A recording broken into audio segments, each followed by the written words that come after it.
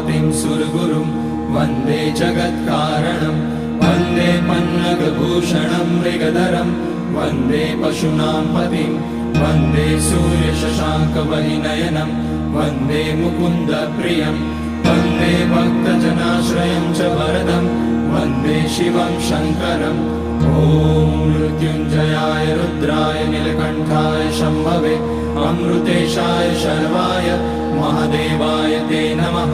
नमस्तेस्तु भगवन् विश्वेश्वराय महादेवाय त्र्यम्बकाय त्रिपुरान्तकाय त्रिकाग्निकालाय कालाग्निरुद्राय नीलकण्ठाय मृत्युञ्जयाय सर्वेश्वराय सदाशिवाय श्रीमान् महादेवाय नमः।